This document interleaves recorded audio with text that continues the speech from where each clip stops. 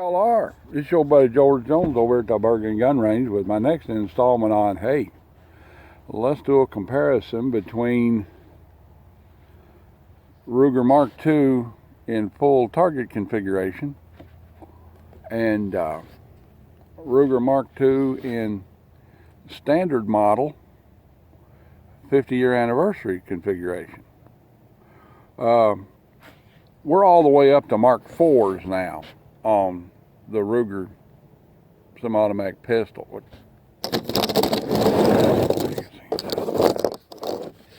All the way up to, I think, Mark IV. They've got one that's easy to take down now and put back together. I've got one that's easy to take down and put back together. It's this one, Mark II. Granted, the first time I ever took apart a standard model RST, there was some issues. But once somebody showed me how to do it, it's not an issue anymore. So anyway, these guns came out, and this model came out in the 70s, and the standard model, the original standard model Ruger, didn't have a bolt hold open on it. You couldn't lock a bolt back. And then later they got to where you could lock the bolt back by putting it on safety when the bolt was pulled back, you know. Then they came along with this, which is bolt hold open, and it'll hold open after the last shot. And that's basically the Mark II. So there was the standard model, which came out in 1947. You know, first gun Ruger ever produced, you know, mass produced. And then it just kept developing from there. I personally think Ruger is the company and the design that put high standard more or less out of business, you know, because they were so much cheaper than a high standard, and they were so much better made, and they worked a lot better, and you know, and so forth. And you can buy them in every cotton picking configuration there is, except this one. You can't buy this one. The two-tone 5 3/4 inch semi-bull target. You can't buy this one. And this one has a Wilson Combat thumb release for the magazine on it. The reason why you can't buy this one is because I built this one. A company that became Apache Armaments bought out a pretty large gunsmithing, firearms repair, firearms retail concern. And in that was a whole bunch of Ruger parts. I had a Mark II stainless. And I thought, you know, they don't make blued and stainless two-tone guns. I thought I'd make me a blued and stainless two-tone gun, and it just kept going and going until finally I wound up with this configuration. And it's pretty unique. People try and buy it off of me every time they see it, but you know, I managed to hang on to it all these years.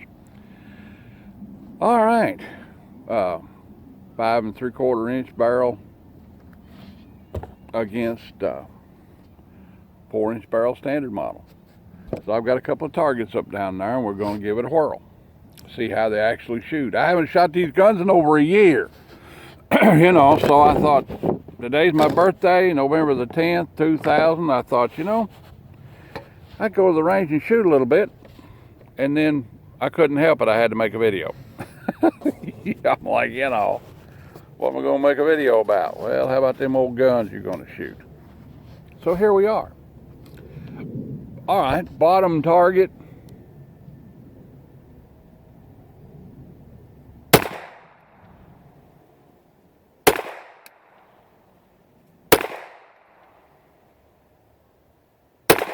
Shooting Remington Thunderbolts.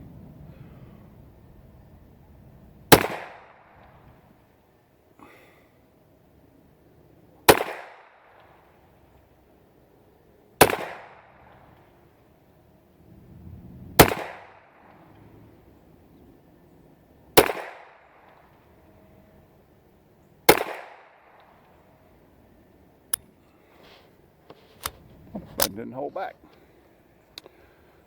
Okay. The only problem with these things, got a heel catch on them. That's the only problem I find with the Ruger over anything else is got a heel catch on it. Heel catch kind of aggravation.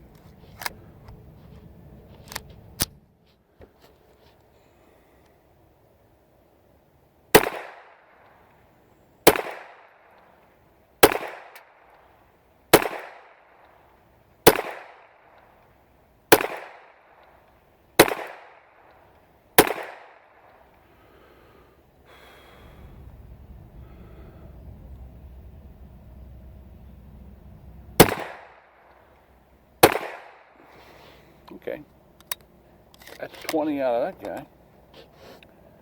Put that down over here. Let's put 20 through this one, see what happens. Now this one's got a magazine release on it. You lever it down with your thumb and stick it in there.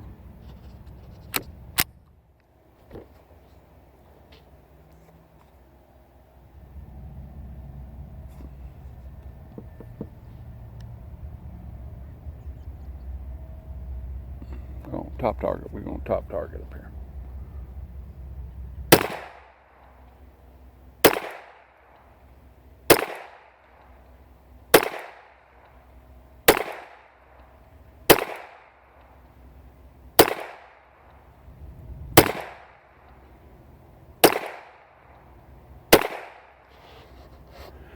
Ooh. Just like that. I think the Mark III has got a magazine button release on it.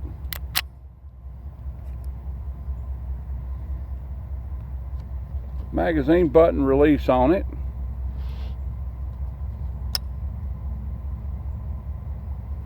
And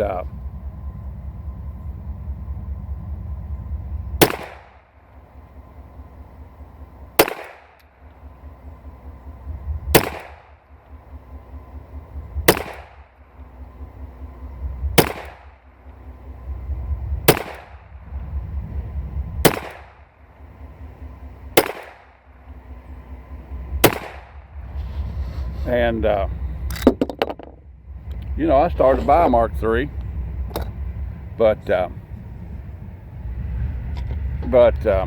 you know, I had 20 magazines, so I'd have to trade out all my magazines.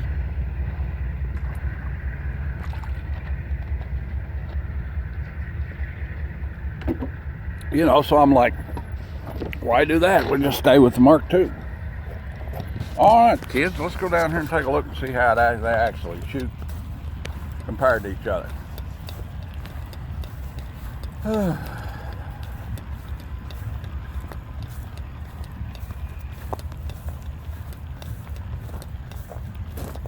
Here is 20 from the standard model, Mark II.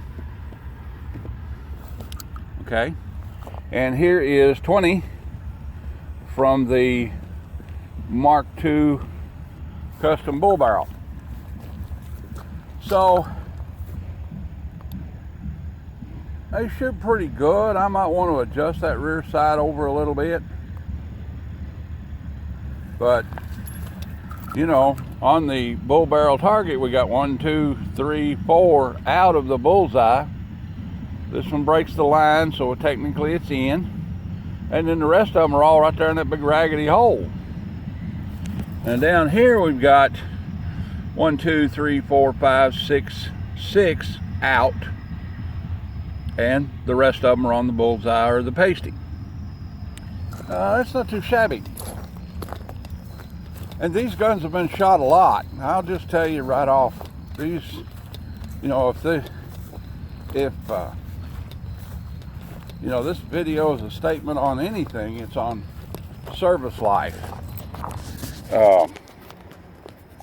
I've had this gun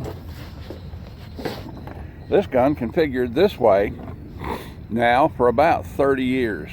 I'd say it's probably had, oh, I don't know, at least 1 million shot through it, you know. In today's market, even 22 is kind of expensive. But, you know, I would go and buy cases of 22 long rifle because we just joyously shot them constantly. You know, I'm busy with other things now, but when I was on a regular daytime schedule doing something and had my weekends off, you know, we would shoot a case that's 20 cartons of 500, you know, collectively among ourselves every weekend, and piles of other ammo as well. When I started target shooting, I started with this, you know, and I would shoot, you know, 300 or 400 rounds a night, you know, eat supper and then go down to the team meeting and we'd sit there and shoot until 1 or 2 o'clock in the morning. You know, I'm just not steady enough for that, you know, single hand shooting, and you don't see a lot of that around anymore. You know, we used to shoot 22 target, 22 rifle, you know, competition all the time. When I moved to Eddyville, you know, it is still big over there. I mean, churches have rifle teams, churches have pistol teams, churches have hunting clubs. You know, it's big in Western Kentucky, like that. Well, that's a little comparison and accuracy between these two guns. They both shoot just about the same. For the barrel length changes in this gun and the adjustable sights that are on it and so forth, you know, this guy shoots about as good as that guy shoots. So anyway, I just thought I'd do a little update. I don't know if I've done a video on these guns together or not. Frankly, I'm getting up there around 500 videos now, and I kind of lose track of what I got and what I don't got. All right then, hope that helped you out, maybe entertained you for a little while. Like, take, share, commentate, and subscribe. Leave me old $1 in the Patreon bucket on the way out the door if you want to, and if you don't want to, I'll just keep right on making videos for you. God bless y'all, and y'all have a blessed 2A day. We'll see you now.